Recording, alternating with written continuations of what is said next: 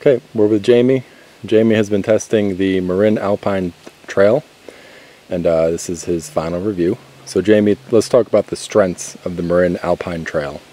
Okay, the one thing that really jumped out, or what I noticed the most, was just how rigid this bike actually is. You can't really know until you throw a leg over it, or rather, you don't really know until you throw a leg over it. I mean, but of all the entry-level bikes that we tested, this one by far was the most rigid.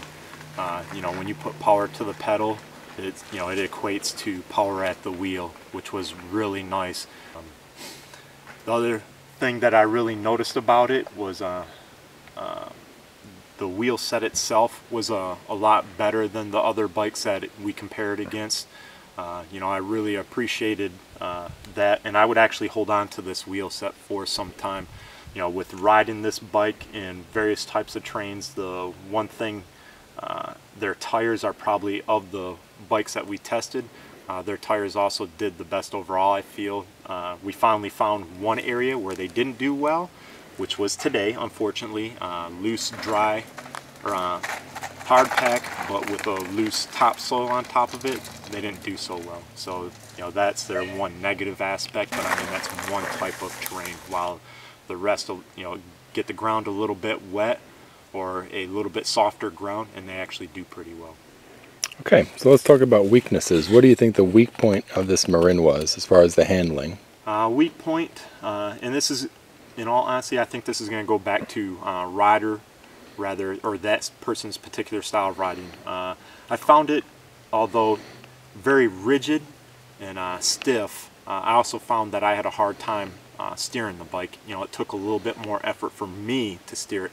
And then what I really equated that to was, I'm accustomed to riding a little bit narrower handlebar, and I was a little, this is a little bit wider than what I would normally ride, and then I was also stretched out a little bit more. Another area that I also found that it was a little weak in was on the downhills. It was great as long as I was tracking, but the second it got loose on me, I let the rear end get loose, then it started getting a little sketchy. So, again, that goes back to rider style. So it could be a benefit, but it could also be a weakness depending on your type of riding. So. Okay, so who do you think would enjoy the Marin Alpine Trail? This is a bike that's for somebody that definitely wants to do it all. That person that wants to go out and ride the trail, from the beginning to, the beginning cyclist to an enthusiast. You won't be disappointed. I think actually you'll be a little bit surprised with this bike. I was a little apprehensive at first, when I first saw it, saw what component group was on it, so I was a little hesitant, and then I got a leg over it, and I was surprised, pleasantly so. But the rider that will definitely like it the best is the one that's is going to be the guy that's actually going to get on and ride it. So I'm going to say your entry level to, beginning enthusiast, somebody that wants to go out and ride weekends or, a couple days a week and on multiple types of terrain.